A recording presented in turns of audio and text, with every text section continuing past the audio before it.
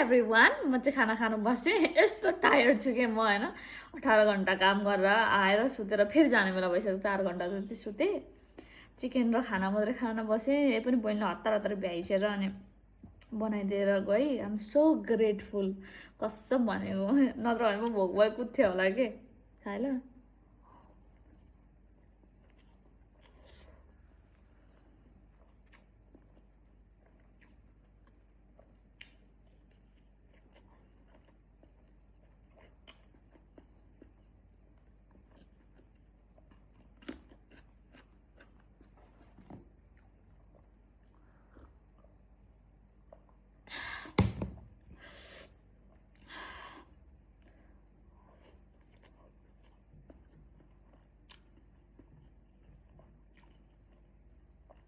4 घन्टा जति सुतेँ होला है म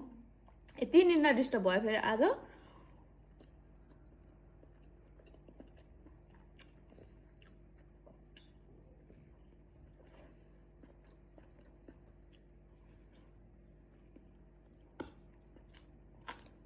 पानी पर्ला जस्तो भएको थियो अस्ति घाम चल्दिहाल्ने हो अब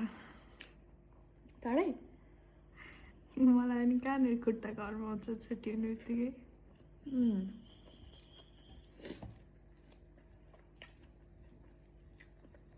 म होइन गाइजहरू हिजो 1:30 बजीदेखि काम सुरु भएको भोलिपल्टको बिहान आज बिहानसम्म 7:30 बजीसम्म काम गरेर आएको क्या अनि आएर अब आउँदा ओर्दा के गर्दा 8:30 भइसकेको थियो 1 बज्यो फेरि हिँड्ने बेला भइसक्यो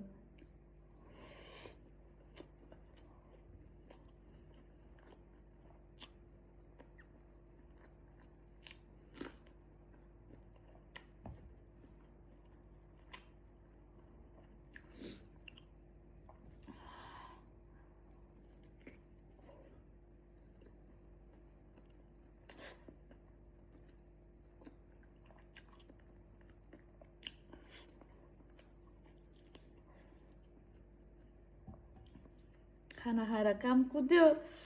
फेरि आएर खाना खायो फेरि सुत्यो फेरि उठ्यो फेरि कुद्यो जिन्दगी त खतरै छ छ्या तर फेरि के भन्नु कति मान्छेलाई यस्तै गर्न मन हुँदा नि भएर हुँदैन त्यही भएर जस्तो छ जिन्दगी त्यसमा सुखी हुनुपर्छ भनेर फेरि चित्त बुझाउँछु त्यही भएर यसैको यही कामको लागि कुनै दिन मैले कति प्रे गरेको थिएँ कसम होला